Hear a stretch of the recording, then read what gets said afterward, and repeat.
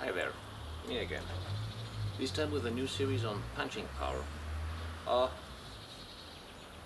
I realized when I was trying to come up with a complete Hubert number 2 or level 2 that actually so many of the basics are missing and that nobody would be benefiting greatly unless those guys who already know what it's all about. So instead I thought, why not focus a little bit on developing punching power. And when I say punching power, I'm speaking bare knuckle. So, since my main interest is self-defense, I'm living under the tenet that if ever the crap hits the fan, I will not have the luxury of binding my wrists and protecting my knuckles with boxing gloves or anything of the like. It will to be my bare hand, most likely. So, whenever I speak of punching power, I'm speaking bare knuckle power. What I'm going to exemplify, I will exemplify, of course, on the straight center line punch that is most notorious in Wing Chun, but that is also used by Southern training mantis practitioners, by white crane practitioners, and many other practitioners of Southern styles.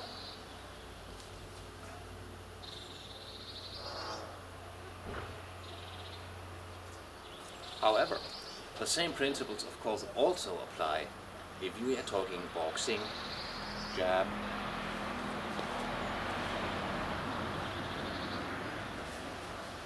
cross,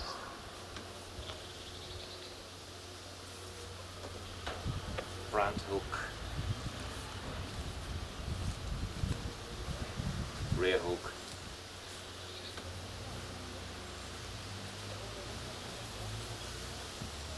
uppercut, rear uppercut. So, or a corkscrew,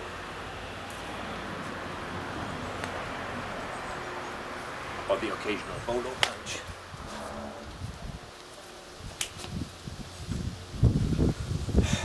So, what I'm discussing, I will exemplify on the straight center line punch. However, it applies to all the other punches as well. So I'm not so much teaching a how to punch video, but a progression or a methodology on how to get some oomph in your punch. And usually one would say this starts out with a stance. There are enough good videos out there on how to obtain a good stance. I have a video myself on the stance, see in the description bar. Also, Chinaboxer goes extensively over how to obtain a good stance.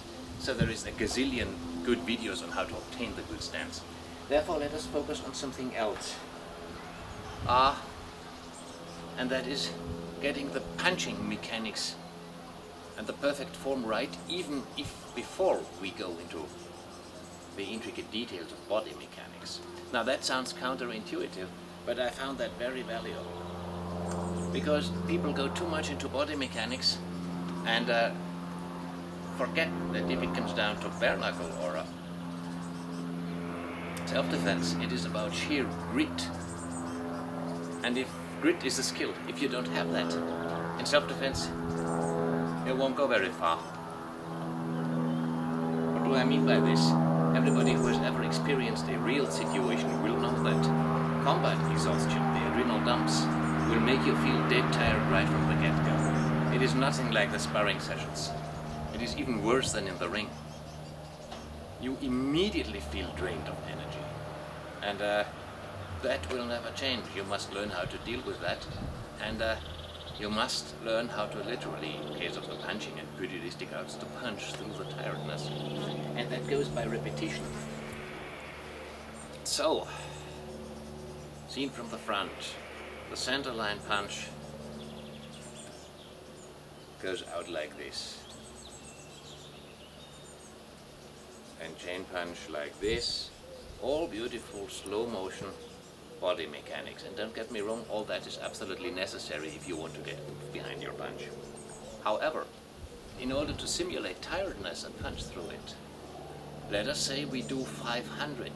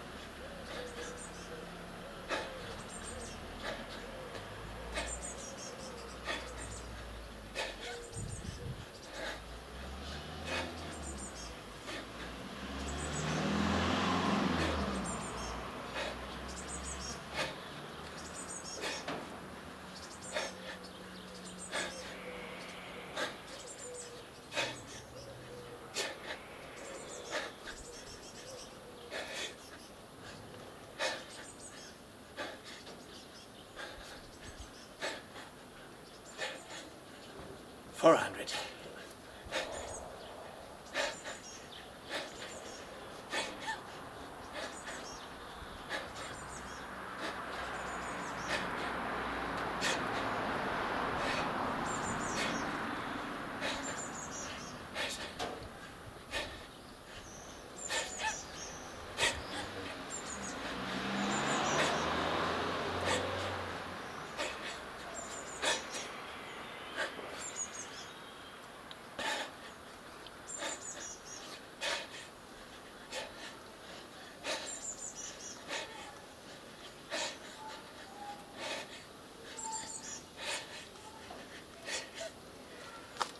Hey. Now that's some workout. 500 is about pushing the momentary limit of my envelope. And the tiredness that you feel if you do these straight punches, especially in the shoulders, but also in the rest of your body, reflects how you will feel in a real fight right from the get-go. And you noticed that I started out pretty crisp, and that in the end my precision was lacking. I was tired, I had difficulties keeping up my breathing, and so forth. And that is exactly where you want to operate. Technical term being strength endurance. Highly valued by veterans with that law enforcement soldiers or ring fighters. And if you force yourself to push through that, that will give you the necessary foundation, because all kinds of muscles are growing tired, and if you do it from a static stance, then just keeping your arms and holding your arms off will sooner or later become extremely tiresome. You get a similar effect if you do 20 minutes to 1 hour of standing practice in Tai Chi, but this done on top of this adds more strain, and you want that strain. So if you want a good foundation, I suggest you do 500 per day until you are no longer tired and until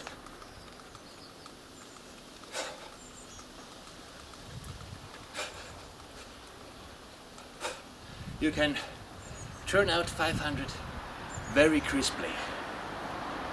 Once you do that, you will notice that once you get, or rather once your exhaustion gets you over the pride of I must do 12 punches per second or whatever, you will notice that every tool has a certain rhythm. And boxing, 1, 2, chain punches, every tool has a rhythm to it, and you should punch in that rhythm, because that is how your body will act under strain naturally. And your abilities to churn out 16 chain punches per second in front of a camera will do you no good in the streets. But your ability to churn out 3 or 4 chain punches per second consistently, even when you are stone dead tired, that will do you good. Now I recommend doing that for roughly a month. And mind you, if you are young and fit and say, oh, 500, that's nothing, then go for 1000 or 1500, wherever your level is. And my level of tiredness is about 400. So I forced myself to go to 500. And when I can do that easily, I will go up again. So the progression is, first, learn how to do the technique. Nice and slow-mo. Then do it in the rhythm until your shoulders or whatever other muscle groups are involved are really stone dead tired, and then go for 100 more. For chain punches, somebody my body size and my body type, 100 chain punches roughly take a minute. If you are smaller, that will be faster. If you are bigger, it may be even slower. Find your natural rhythm. And eventually build up to 3 rounds of 5 minutes, continuous practice, and eventually to 5 rounds of continuous practice. And if at the end of the 5th round you still can do halfway decent punches, then you have built yourself some endurance. And without that endurance, trying to get more oomph in your punch won't do you any good.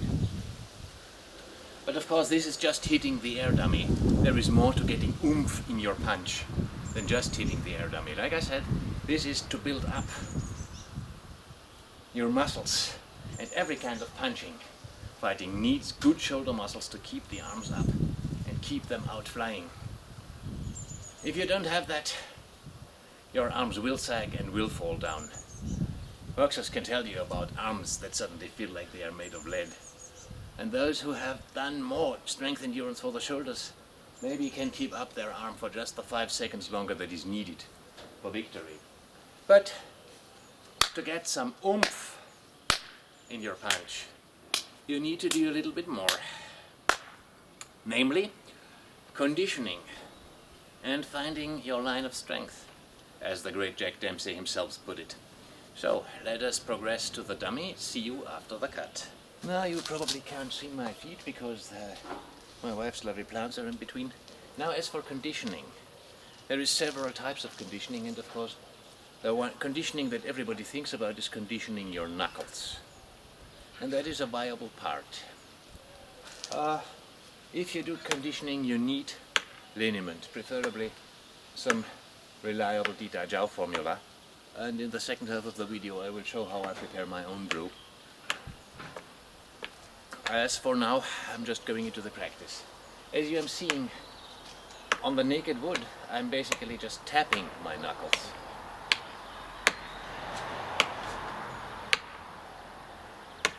This is more tapping. This is nothing really heavy.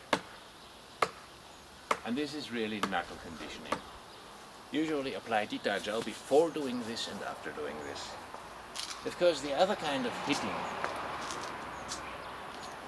is hitting something that won't break your hand outright if you hit it full throttle, but hit something that is padded and make the pad soft enough for a beginner.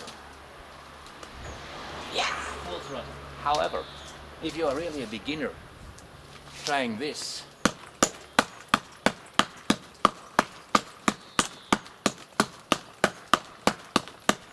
or this, will probably give you ankle injury. Seen from the side, the ankle will probably bend or stuff. So in other words, if you want to go to heavy hitting, and the only way to be a heavy hitter is to do a lot of heavy hitting, but before you go into that, you need to find the line of power, to put it in Jack Dempsey's word. And basically that is, you stretch out your arm in the intended landing position. In my case, this: elbow down, fist not exactly straight, so that they would form a heart, and so that I land on the 3 knuckles. And I do this after my 500 or 1000 punches, so that I'm tired, and so that there is great difficulty for me to uphold it with my muscle. Now, I find the position in which my arm holds of itself, and simply push until I have, and now I'm just doing this, jumping back and forth. This is light impact, but exactly in the position in which I would likely land. This would be a long range landing. This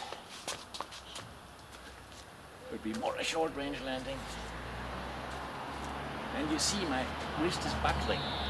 And that is exactly what you want to find out. When does the wrist buckle and when does it hold out? Because ouch is one of the most common reasons for splayed ankle and a heavy or splayed wrist and heavy injury here. So even if you don't get boxer's fracture because you hit a soft target, you may still injure yourselves here because you never learned how to do a bare knuckle landing. And you learn that, as everything, in baby steps. So you start with a fully extended, and this is about my long range extension where I would hit Wing Chun. This would be my mid-range extension, I see. And again, you learn lots of ants. You learn how to hit. Of course, you do that with both hands. Now, next thing you do is you up the antes. I mean, this is just using your body weight. I'm more or less leaning on it. Thus, the strain is not too big, but big enough to test. Now, once I can do this and can do the hopping, now I'm going in. Now I'm in a power position. This is a correct position where I have my body mass behind it. This is basically isometric training. And so what you do is you take this position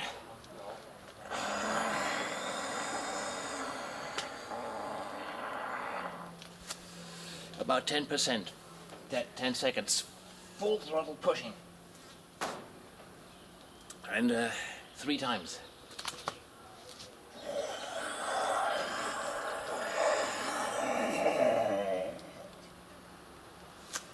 And again.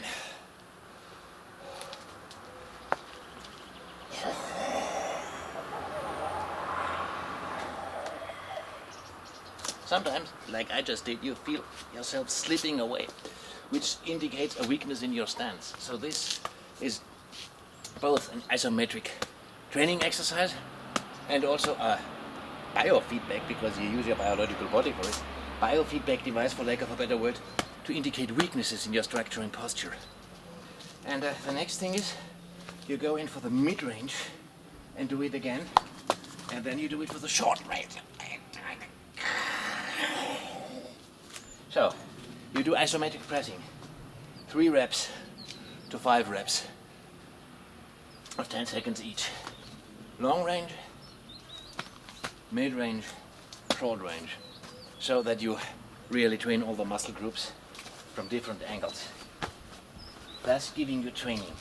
This also not only builds up your muscles and gives you feedback about where your stance is weak, It also helps build up your tendons.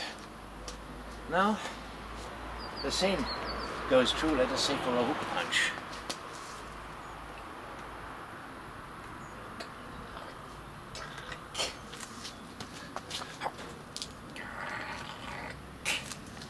So you can apply that for all kinds of punches, or for the corkscrew.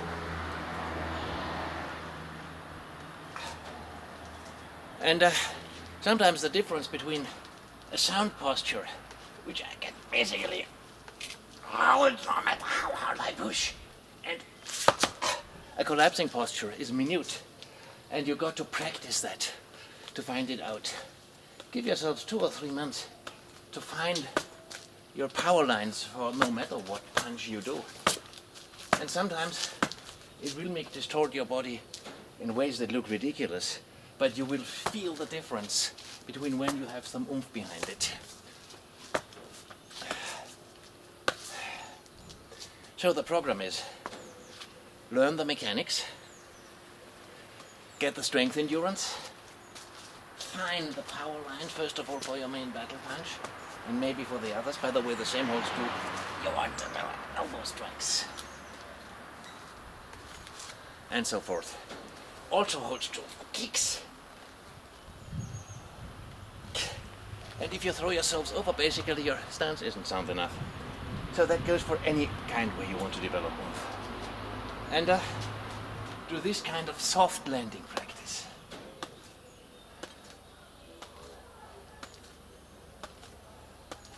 And only once you have done this, progress to slowly hitting harder. And do not do interchanging punches yet. Focus on one hand at a time. Now the other.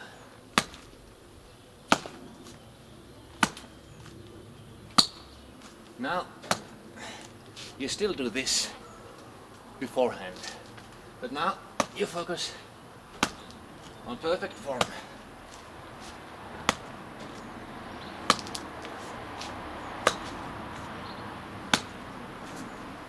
And go slowly, because I have known people to land and shatter their teeth upon impact, their own teeth. So, again, this is bare knuckle and therefore also bare teeth practice. You won't have a mouth protector on the street either, so go slowly. The man who goes a little bit slower with this will go much longer. And after you have practiced right and left, now again you go slowly for the coordination. You strive for perfect form each time. Perfect form, maybe you do a couple of these in perfect form when you are fresh. Then you do your strength endurance practice, and then you go back when you are tired to doing this.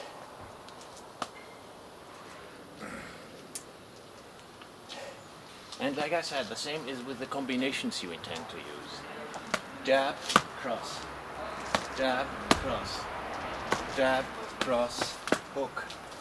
Make sure that you really know how to do the bare knuckle landing, and that you do not bend your ankle, or rather that you do not bend your ankle in an unfavorable condition. There is the myth that your wrist has to be absolutely straight, and that is true for some body types. Others have a certain natural bend to it, and you must find the exact right position for your landing.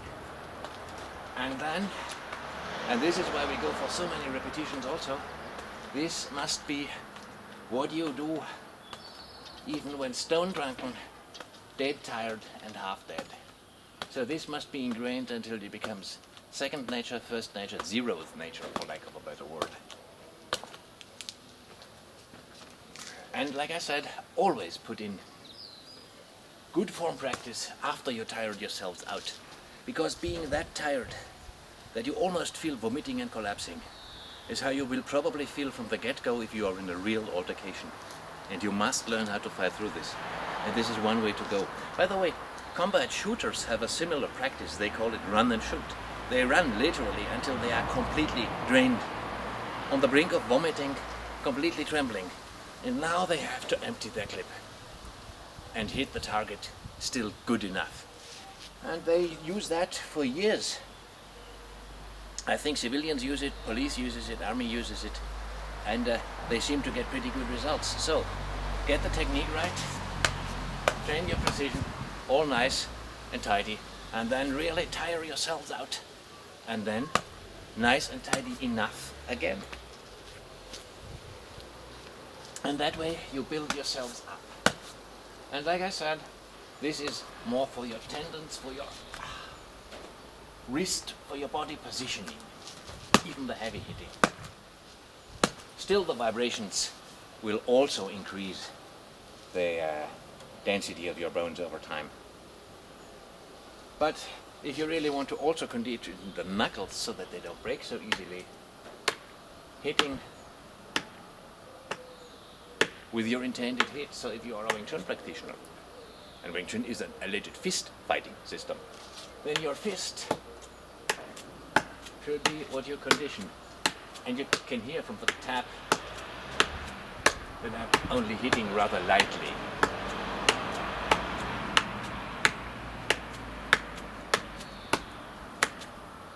Next thing you do, there are guys who are bigger than you. So you put the padding up and learn to hit about your own head height, just in case. Next thing you do, you put the pad lower and hit down here. I mean, maybe you do body punches. If you want to test how well you already punch, and by this I mean how good your technique is, then punch on the naked rubber mat, which is very rough, almost like sandpaper. And if you still get bloody ankles and torn skin, your technique wasn't good enough. And we want to get strong fists so that we can really hit and pack the punch, but we don't want to damage our hands in the process, or at least I don't want to. I find getting those calluses that old karate masters have very impressive, but I find their tales that they will sometimes admit to of having arthritis in their hands not so thrilling. So I prefer those methods that give you the strong hand without the callus and without the arthritis.